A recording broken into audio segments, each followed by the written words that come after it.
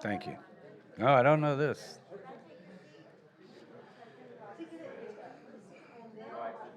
Okay, everyone, it's time to begin. We have our second morning session. Welcome to all of you. And I know some people have to leave for travel plans and other arrangements. We will have a break after this session, a 2-hour lunch break. So if you can possibly delay leaving until that break, we'll give you some big hugs and send-offs and all that. But we're hoping as many can stay as possible. So our next presentation is by Jodell Onstott. Jodell Onstott is a socio-biblical and historical research specialist whose work focuses on comparative, biblical, and ancient Near Eastern studies. She's the author of 5 books. In addition to archaeological and biblical studies, Jodell's research reveals value-based principles that relate to politics and economics today. Jodell is a successful author, entrepreneur, business owner, and public speaker. She's a frequent guest on the Jeff, how does he say his name? Career Show in New Orleans, Dove TV in Eugene, Oregon, and the morning show on Hebrew Radio Nation. Jodell's first book, Yahweh Exists, if I can lift it.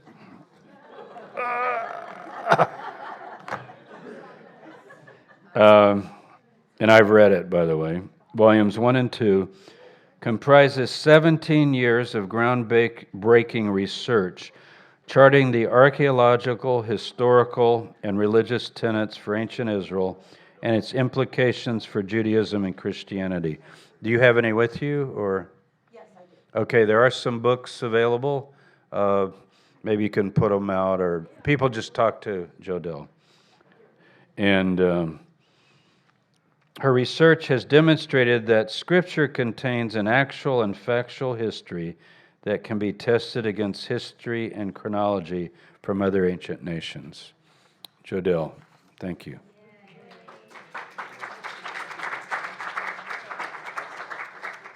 Good morning. So I hope everybody got this really teeny tiny printed worksheet.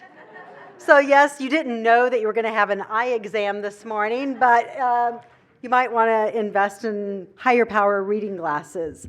So I'm going to walk around just a little bit. I like to move around. So what I wanted to share with you guys this morning is chronology. So the oxymoron perhaps in this is that I am really terrible at math, which means I have to work really, really hard at anything mathematically related. And I have become very passionate about chronology and how chronology really sheds light on an ancient world. And I find that so many different times when it comes to religion, so many religious organizations, movements want to look at all of these alternate ways for understanding truth, for getting to know God. So whether you look at mysticism, numerology, hidden codes, hidden textual, whether it's numbers or repeating letters, there's always some hidden ideology whereby you come to know the secrets of God. But what we find in the Hebrew text more or less contradicts those ideas, because what you find is this emphasis over and over again that Yahovah has plainly revealed himself to Israel. You find in Isaiah 46, 9 through 10, and let me just say, it's amazing how much James's study, as well as Dave Tyler's study, we all kind of converge as we travel along the same path. So it's just amazing how you see the text and it leads you in the same path. And so Isaiah tells us, he says, remember the former things of old. I am Yehovah, there is none else. I am Elohim, and there is none like me, declaring the end from the beginning and ancient times from the things that are not yet done, saying, my counsel shall stand, and I will do my pleasure. So here is Isaiah living around 720 BCE, and he's saying, remember these ancient times, remember the beginning. Well, Joshua also tells us to remember the beginning. Here's Joshua, I dated right around 1500 BCE, who tells us in Joshua 24, verse 2, look to old time. Look before to Terah your father at the time of Abraham. I mean, he's talking about 600 years prior. And he's saying, look to these older times for truth. You also have this idea of Yehovah being this really great fortune teller, telling Israel's ancient history, past, present, and future of the things that will occur in her history. Isaiah 48, verses 3 through 5. Isaiah tells us, I have declared you the former things from the beginning. They went forth out of my mouth. I showed them. I did them suddenly, and they came to pass. Because I knew that you are obstinate, and I knew that your neck is an iron sinew, and that your brow is brass.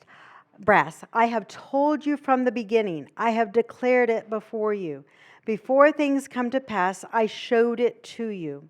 And then skipping down, Isaiah says, I have not spoken in secret from the beginning.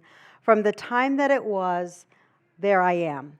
So we have this idea that from the beginning, the world had a lot of truth.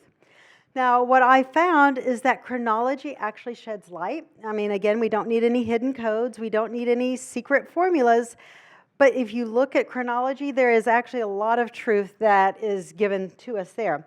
So if you will bring out your little teeny tiny sheet, we are going to go over and through some of the observations that we can learn through this history. So the first thing that I found when I was looking at this chronology is that the concept of time, this is going to be the very first line, and this would have been like 4000 BCE. Time did not exist and begin to exist until outside the garden.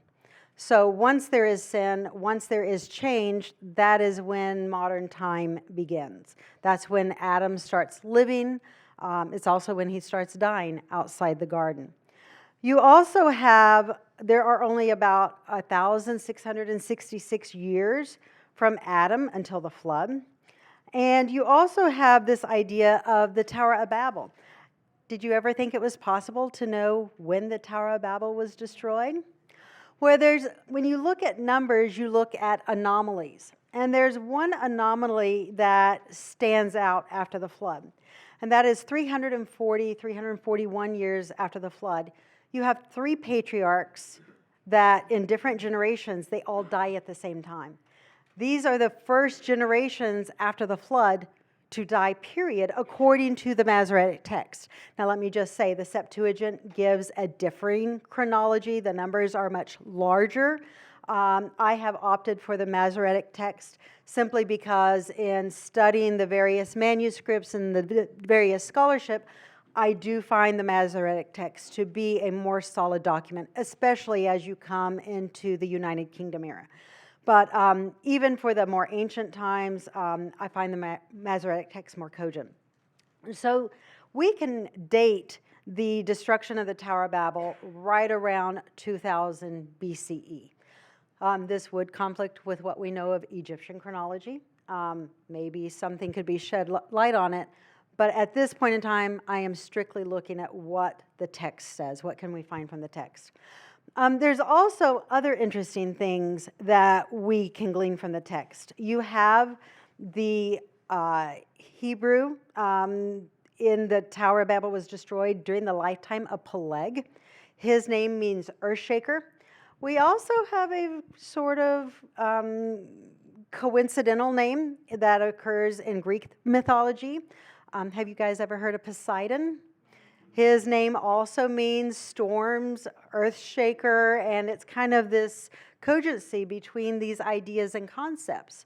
But what I want to stress in this, and this to me is what was so neat, when we look at the idea of could truth be preserved, could truth be disseminated, and could it last? Say from the time of Adam through the time of Noah to the time of Abraham, I want to share with you the fact that it was actually very easy for truth to be maintained. One thing that's interesting in the story of Genesis, Whether you look at Genesis 26, Genesis 18, where it talks about Abraham having Yahweh's statutes, his judgments, his laws. It says that Abraham had it. Never does it say that Yahweh gave it to him. We have the giving of the covenant, the giving of the law at Mount Sinai. But never are we told that Abraham had it, or rather that Yahweh gave it to Abraham. He simply had it. So the question for me became, how did Abraham have it if he had the statutes, judgments, and laws? Well, I want to show you that chronology sheds a great bit of light, and for me, it makes it come alive. So look at your, and I put this in yellow, if you look at your sheet. Adam dies in 3071 BCE. From his life, during his lifetime, Methuselah is living. Methuselah had lived for 243 years with Adam. Methuselah lives all the way to the time of Noah. And then he dies the year of the flood. Noah lives all the way until Abraham is 58 years of age. I mean, do you know that to me that cogency, that overlap, I had never been taught that. But when you do the numbers, this is the way that the math works out. So you have 3 generations from Adam to Abraham. These are living generations and lifespans. So Adam lives through Methuselah's day, Methuselah lives until Noah's days, and then you have Noah who lives until Abraham's days. Now Shem, okay, this is really, really cool. Guess what? Shem lives until Jacob and Esau are around 50 years of age. Isn't that amazing? So when you look at, when you deal with questions of validity, and, in my discussions, my talk, my interactions with people, I deal with a lot of atheists, a lot of agnostics. So, well, what about this myth that is similar to the Bible? And what about this myth that's similar to the Bible? Well, when you're dealing with this short history and you have a forum where people live very, very lifespans, there is actually a mechanism to transmit truth. So at this early stage, it really doesn't matter whether a proto-Torah or whatever they had in the beginning, whether it was written or not, because you had these very long lifespans that provided stability. You had these people that could keep things in check. And so now let's take this to something that becomes relevant. You have similar stories. They are not in any way the same story. There's a lot of myth. But ancient nations such as Mesopotamia, even Egypt, and you even have some in the Aztecs, where they have some stories about creation. They have some stories about the tree of life. They also have a flood. We call these foundation myths. But there are certain parallels with the Hebrew text. Well, if we look at there actually being a common history, these things actually happened. It's not just myth. There's actually history here. You have other nations that took this history and mythologized it. So they spun it to support their institutions that grew up. And these institutions grew up and they had to be supported. And so you tell these stories that empower them and make them larger than life. The Hebrew text is different because you don't find that mythology with the Hebrew text. It's something that's very plain, very, very historical. But when you're looking at the overlap, you do see that overlap. So when I'm looking at this, I look at what can I learn from this history and how can it bring the world to life. So the other thing that you find in this is the ideas of savior deities. Something that was a later development. You find some of that with the myths of Osiris. Eventually it comes into Tammuz. But when we question what truth did the ancient world have, you find that even in the Hebrew text, there's this idea, Exodus 4:22, Israel is Jehovah's firstborn son. And then you find in Deuteronomy 28 these ideas that Yahweh is going to persecute his firstborn son. The idea that if Israel disobeys, if Israel forgets the covenant, if she rebels against the covenant. I mean, there's all these curses that are going to chase Israel. And he says, until I destroy you. And they will be upon your seed forever, until the idea is there, until we return to him. So you also find in other ancient nations the idea of the savior deities, that they die, they're resurrected, sometimes 3 days, sometimes 4 days. And of course, you have in Hosea the idea that in the third day, Yahweh will raise up Israel. So the idea is that I have found, and this is just my conclusion, is that when you look at the very early history, this in old time, if all the world had a truth at one point in time, and then it became corrupted. Everybody started adding their own versions. Everybody started spinning it in their own ways.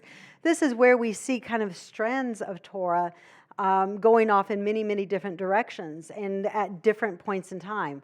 Of course, the New Testament era takes it in a totally different direction, but you see this throughout history. So this brings us now down to the book of Job, which I'm going to skip forward because I've kind of given an overview of the past. So in my studies and working through the various scholarship, I am dating the book of Job right at about 1620, 1600, very, very early. I find that the book of Job predates Mount Sinai.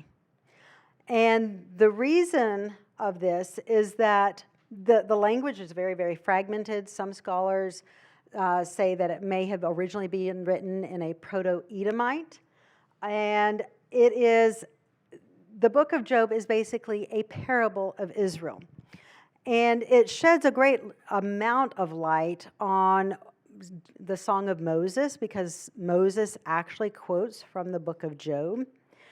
And it sheds a great deal of light also on Israel's history. And let me just share some of the overlap between Israel's history and the book of Job.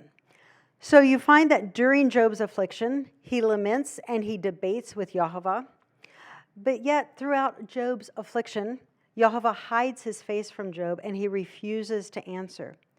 Job realized, and this is a quote from Job 23:10, when Yahweh had tried him, he would come forth shining like gold. Now, who quotes from that? Isaiah, right. Now, Moses also builds on this concept.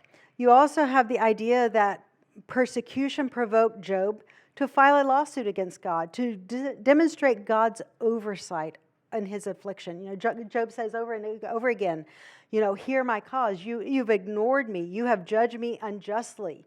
Look at me.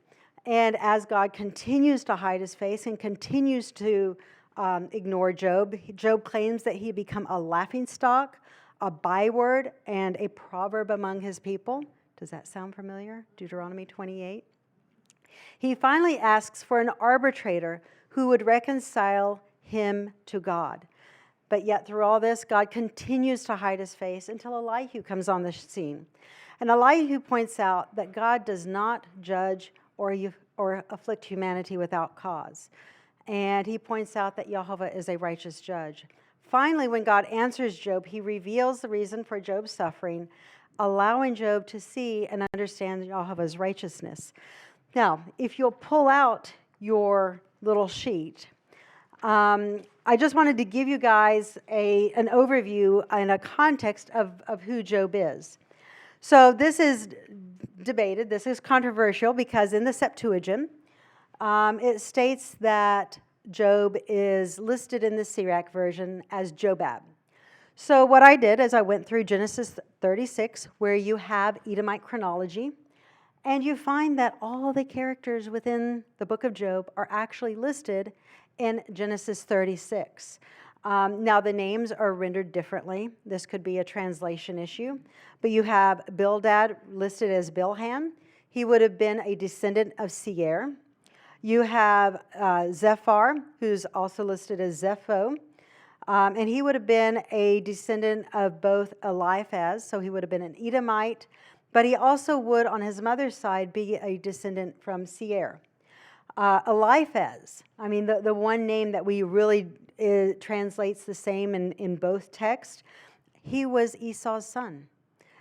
His city, it says that he built a city in the name of his son, Teman. That is listed in both Job as well as Genesis 36. The land of Uz, he was a descendant of Seir, also listed in Genesis 36:28. So then that brings us to Job. Job would have been a descendant of Esau on his father's side and a descendant of Ishmael on his mother's side. So this brings us back to the idea of the family of Abraham. In Genesis 18, Yahweh states, "For I know Abraham, that he will teach his children and his household after him the way of Yahweh to do justice and judgment." Well, we think of this in the terms of the seed of Jacob. But this actually applies to a much broader group outside of the seed of Jacob.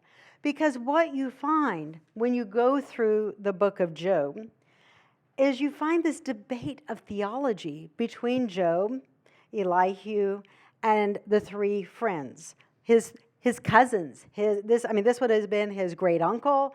This would have been his cousins.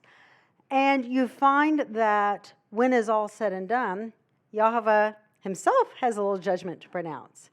And at the end of the book, he says Eliphaz and his family members need to bring sacrifices because they did not speak that which was right in the eyes of Yahweh, as did Job.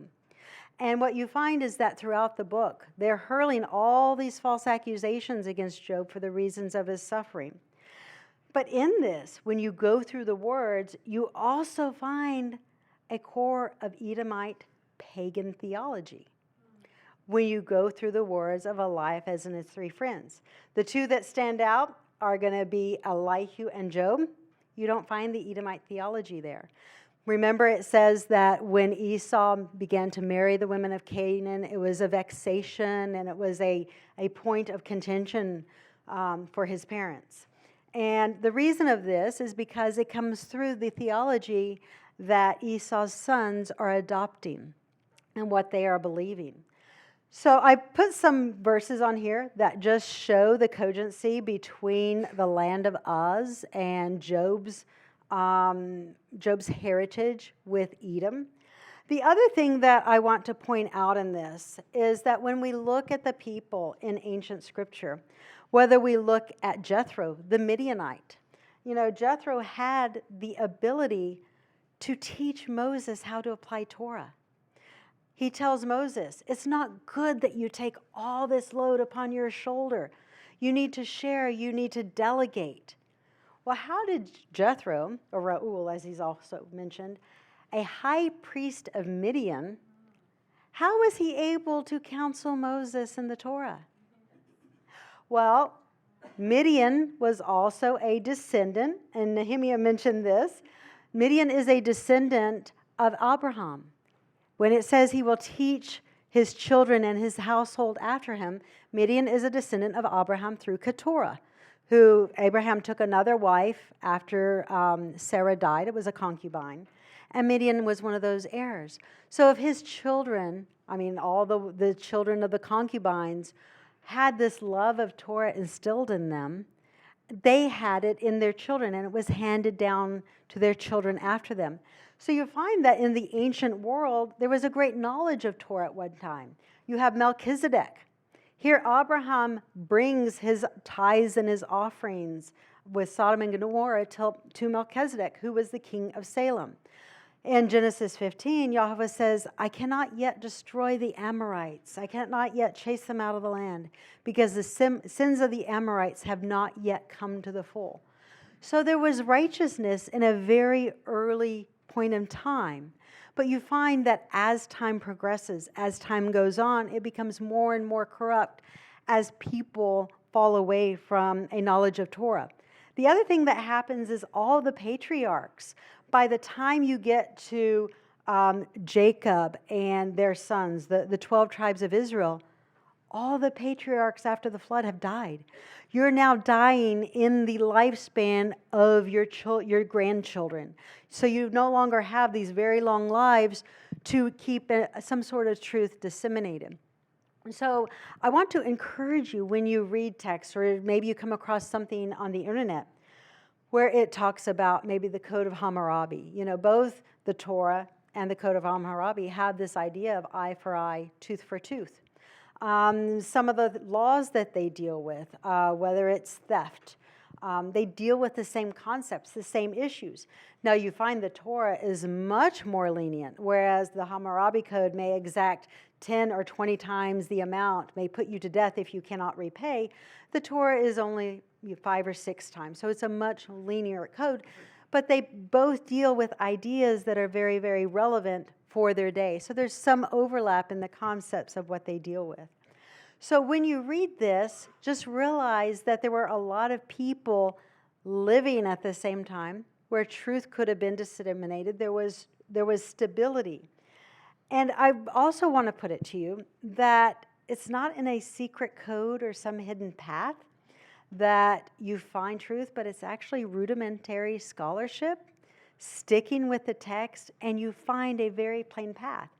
And that is how this veil cast over the nations will be lifted. You know, I look at so many of us with United Israel World Union, each and every one of us, we're like veil lifters. You know, we're not holding up some platform, we're not holding up some contrived idea of doctrine whereby there's a preordained establishment and we're going to step on toes. You know, most of us are quite comfortable stepping on toes. You know, we dance the dance, and no matter who toes we step on, it's all about the text. So anyways, I just wanted to share this with you. Some of this will be in my forthcoming book, Volume 2. But others of it is in a chronology book that I will be publishing. It's already written. And it goes basically from Adam through the divided kingdom era and shows cogency with Sumerian tablets and King's List and everything. One other point to mention real quick. The other thing that you find in ancient Mesopotamia, a Sumerian King's List, where the antediluvial kings lived very, very long lives. Now, their numbers are far inflated. Yeah, 10,000 years. I mean, so much more so than what the Masoretic text allows. But the concept, the basic concept, is the same. So don't get discouraged when you see this, but just realize that the Hebrew text may provide the original version that became corrupt by other cultures. So it was that's in my talk. It's short, sweet, but I just wanted to provide you with something that you could walk away with and apply to your everyday life. Yeah. Anyways, any questions? I'm open for questions, comments. Yes, I do have books for sale. This is 16 years worth of research. And what Volume 1 does is just kind of go through Hebrew concepts, the cogency between archaeology. You know, there's the arguments that you will hear from scholars like Israel Finkelstein that when you look at archaeology, it totally contradicts the. I use a lot of his research to show that, well, that's not actually the case. Go ahead, James. I just had a comment that I'll stand where I wanted. Okay. Yeah, a comment that I'm so glad that Jodell is emphasizing these children of Abraham. I'd mentioned it in passing. You've been working hard on it because there's this thing circulating. I think it tends to be in certain Jewish circles where you call Rome Edom and you do all of this stuff. And you can say whatever you want about Esau, but everybody seems to ignore Genesis 36. And I think David read it, and I read it, and now you're doing it. David Tyler did it too, as I recall. And first of all, great nation is used. He also will be a great nation, and I will bless him. Now, you say, well, it doesn't say he'll be a light to the nations or anything like that. Well, And remember when the Israelites are passing through the land, particularly the sons of Lot, Moab, and Ammon, and Esau even, it's not like there wasn't any friction, but the point is these are protected areas that had been given to them. And then Abraham sent his children further, we think, like into the Sinai Peninsula, to separate everybody. But there is a kind of a separation in the Middle East, and theoretically people could follow that today and somewhat get along. In other words, there could be children of Abraham in the Arabian Peninsula, and that would be their place, and then there'd be people on the East Bank, and that would be their place, and then there'd be people on the West Bank, and that would be their place, and they could kind of be like kissing, spitting cousins. If you've ever been to a family reunion, and you had a big family like my father's family, I loved our family reunions, but fights break out, misunderstandings. Sometimes people get up at a meal and slam a plate down. I don't know if your family was like that. And other times everybody's hugging and crying, and this is just family. So I'm really glad that you mentioned that. And I had something else. Okay, Go ahead. sure. Well, and I think one of the greatest evidences as well, the world's three major religions, Judaism, Christianity, Islam, the religions that have made the greatest impact in our known history, who do they all claim as their father? Abraham. So this is another evidence. The other thing to point out, and I forgot to mention this earlier, is that when Israel comes out of Egypt, here you have Balak hire Balaam to curse Israel. But here you have a pagan prophet, and what does he do? He obeys Jehovah. He says, I cannot go beyond. I cannot curse that which is blessed. So I think that sometimes when we read the text, we have to be a little bit more open-minded without thinking that everybody and his brother is always pagan. You can find there's some truth in Egyptian text mythology. There's a little bit of truth and there's a lot of error, but don't throw the baby out with the bathwater. So I had one more thing, just a clarification. This quote at the bottom of the Job sheet, I see at the end it mentions the Septuagint. I just tried to look this up. I wasn't clear on that. But Yeah. it starts out, this man is described, and I don't see quotation marks. So what's from the Septuagint and what is from something else? So that very last verse, that very last verse is, they render it as Job 18. It was obviously a colophon that was added to the original text. And what's the last verse? 18. And his friends? There's no quotes, so I can't. Yeah, it should be in quotes because that is a direct quote from the Septuagint. Which part? In verse 18, where it says, this man is described in the Syriac book, all of that is from the Septuagint, beginning with verse 18. You're saying the whole thing is The whole thing. but it's a marginal note in some versions of the Septuagint? Well, I've never seen this man is described in the Syriac book. I've never seen the Septuagint. yeah, it's in Brenton's Septuagint. It's just as a continuation of chapter 42, and it just continues on in verse 18. So, yeah. So, any other questions, comments? Sounds like a footnote. It does sound like a footnote.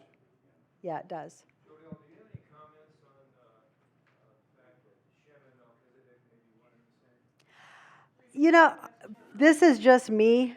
Oh, okay. So Chuck's question is whether or not Shem and Melchizedek would be the same person. From my perspective, I see them as different people. I think we get into this myopic view that anybody mentioned in Scripture that is deemed righteous has to be somebody. Rather than just saying there were actually lots of righteous people. When you look at Abraham's interactions with King Abimelech, he's actually a pretty righteous dude. And even Shechem, the men of Shechem, they seem, pretty good too. Yeah, better than Jacob's two sons, that's for sure. The other thing with Melchizedek is that when you follow his genealogy, you find that his sons are ruling under the dynastic name of Zedek, like generations later when David comes on the scene. So you find it's a ruling dynasty in that, that Jebusite area. So for me, I don't find that they are one and the same. Now, it is interesting that, here we have these patriarchs living through all this history, Babel, all of this, and you hear nothing of them. So the question is, why is history silent? Yes? Hi, that's a great presentation. Does the geography support this? Were they all living within pretty much a close proximity to each other? Are you talking about Job? No, more like Noah, Abraham. Well, and that's the question. So, where you have the least amount of evidence, you have the greatest number of theories. And I found that's where people become the most passionate about their theories that have the least amount of evidence. So, what I find, my approach is to say that there are 5 or 6 possibilities, and maybe logically we can deduct that this has the greatest, evidence. The only thing that we have, it landed in Mount Ararat. They went into a plain. They would not. God wanted them to spread abroad across the face of the earth, and they refused. They like being around each other. I mean, look at the early American pioneers where they're cart and horse, and they're setting off to no man's land, and we don't have exactly lions here in the United States that we have to contend with. So, so they wanted to stick together, and that's the only information that we have. The only other thing that we can do is create all these theories, but they're not necessarily supported by the text. Mm-hmm. Yes? I'm interested in the genealogy from Abraham and how these people relate with the Israelites. And now your other book actually goes into other sources so that we can, because I've done all the genealogy I could find from the Bible. Right. But I still can't figure out who these people were from the other Edomites and, these other countries. Right. Well, you find Seir was part of the Canaanites, part of the Amorites, and all of those nations that Abraham's children are supposed to dispossess out of the land. So what you find is that, Edom in the south is given to Esau. Midian is also there in the south, Moab. So you have all these different families that are given these different territories. And even to this day, the Druze claim Midian as a descendant. They're a branch within Islam, but they still recognize Midian as being their forefather. So it's amazing how these traditions are handed down. You can't prove them, but they are traditions that certain groups of people hold on to. Yes, Nehemiah? Yeah, so you mentioned something really interesting, that you never thought of Shem as living in the same era as the forefathers. Here, And, come. no, that's fine. Okay. So, I grew up with rabbinical traditions. We were taught that Jacob went to study at the yeshiva of Shem and Ever. Oh, yeah. Before he went to Laban. So, That's how they knew the oral Torah. Well, no, so they're making up stories, Yeah, but the stories are based on somebody sat down and crunched the numbers the way That's you right. did, Yeah. and said, oh, wait a minute, they're contemporaries. They were all friends in the superhero club. Right. Well, and exactly. And you have, but again, what you have is making a story larger than life. You add to it to give it greater validity. And it is, the biblical text is very myopic because you have all this history surrounding all these things going on in the left field, in the right field, in the outfield. And the only thing that the story tells you about is that pitcher and the batter. You're not told about all this other thing that's going around. So for me, when you see the interconnectivity, you see the relationships, it brings it to life and makes it real.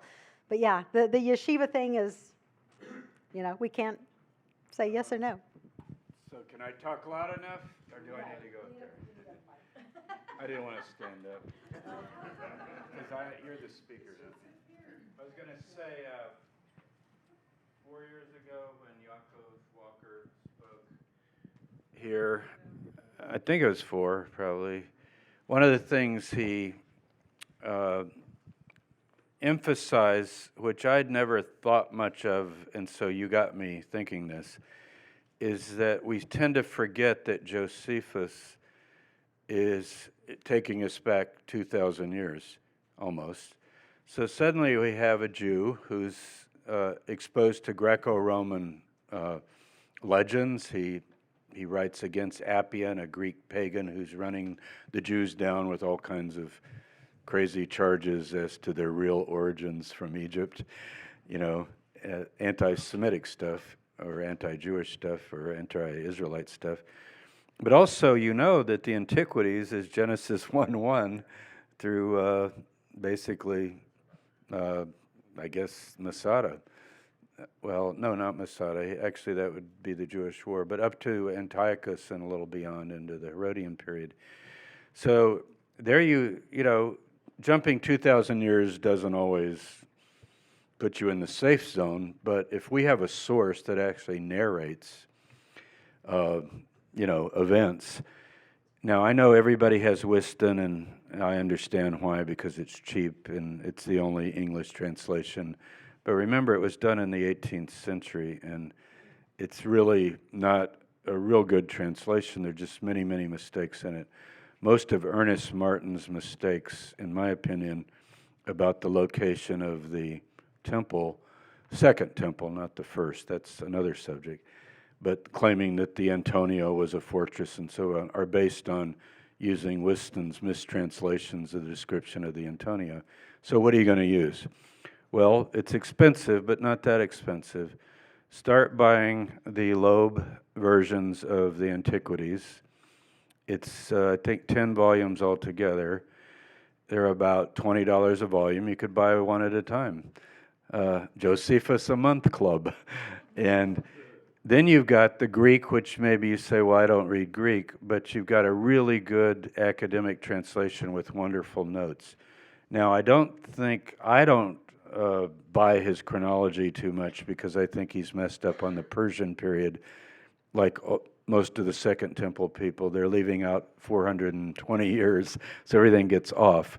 But just think, if you could talk to a Jew, an educated Jew 2,000 years ago, and say, what were you told around the campfire? And not just that, I think he's done a lot of research. So don't forget Josephus. I admit, I go to the wars, I go to Antiquities. I'm interested in the period of Herodian period. So I know that stuff. I couldn't even write the Mary book without Josephus. You say, what? Because I think Mary's Hashmonean.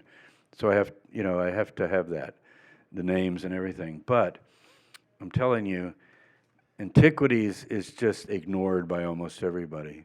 People don't read Antiquities. We should read it. Here's a Jew telling his whole history of his people, and it's based on the Bible, mainly the Hebrew Bible. So I really encourage you to try the Loeb, L-O-E-B. They're on Amazon. You can get them. Well, actually, the Loeb is online.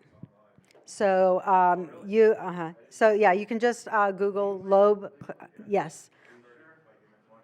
Yeah. So the Loeb Classic Library is online. University of Chicago has, I think the system is called Penelope, if I recall, and you can search it through that system. So, the other thing too with Josephus, his chronology, some scholars theorize, is based on another 3rd century chronologist named Demetrius. Now his work is lost to us, but it's preserved in like Espius and Josephus and some of the other early church fathers. So, but yeah, it gets, chronology is really, really boring, and you really, really hate it until it connects the dots and brings it to life.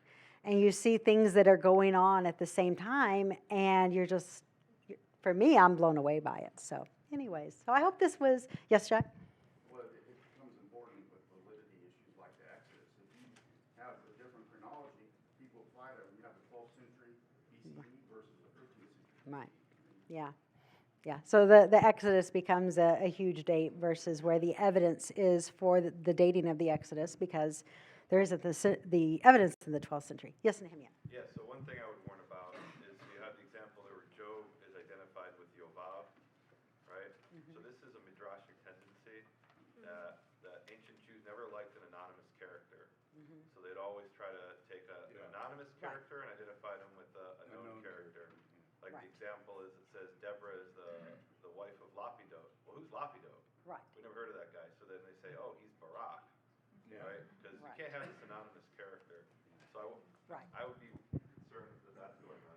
Right, and I agree. It's a valid concern. And so Nehemiah raised the concern that in Jewish tradition, you can't just have a no-name like Melchizedek. Melchizedek has to be somebody. Same thing with Job. Job has to be somebody. So they give him a context with Genesis 36. But let's go back to Patty's comment. As one of my teachers said years ago, nobody knows where the land of Uz was. That was the beginning of his lecture. That was at Abilene Christian College when I was 17 years old, and I never forgot that. And that's just how he said it. However, maybe the land of Uz, if you can identify it generally as Edom. It is. Well, you have Lamentations 4:21. So that's in the Tanakh itself. Yeah. Or Yeah. in the Masoretic text itself. My point is that I think it was in the Septuagint, you're saying? Yes. So Oh, yeah, that colophon sounds crazy. Well, not just that. Is the Septuagint doing this midrashic thing where it's saying, we got Right. this Job guy, we got to identify him as somebody? Right.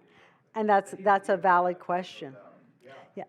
For Just that, I don't think people generally know he's an Edomite. right. You know. Right. So for me, when I investigated it, I said all these names are so similar. It's hard to deny it. That was I did not know that quote in Lamentations. yeah. Well, the book's not in Hebrew, so, I mean, that, What, Lamentations? no, Job. Right. Meaning from the middle chapters almost until Elihu, that's not Hebrew. Right. Well, That's some other dialect. and the other thing, It's pretty hard to translate and read. right. You read it, you tried Not it. if you speak Edomite. Not all of us have that privilege. The other thing to note when you read Job, when you read Isaiah, when you read Ezekiel, especially like the big books, they're not in chronological order. So Job's responses to, say, Eliphaz or to Zophar, they don't necessarily match up. You got to go searching, and it's kind of like a puzzle. You got to put the pieces back together based on context. So what does the accuser say? What does Zophar say? And then go through Job's replies and see where he addresses the same subject matter. And don't you think the El Shaddai is pretty important? Yes. Because we've got it in Numbers as well with Balaam. It seems to have an archaic feel. Very archaic. And the other thing that you find as well is that the terminology is just, it's ancient, and it falls out. You don't find later prophets, except for Isaiah, quoting from it that much. So the Anchor Bible, you probably have. It's Milgram, right? Yes, it is. That was his life's work. So that's the first. If I was going to study Job, I think it's 2 volumes. I would start with Milgram. I think that was his whole life. He worked on the language. Jacob So, Milgram. yeah. All right. Well, thank you guys. Enjoy your lunch. And what time do we need to be back? 2 o'clock, right, Rob? 2 o'clock.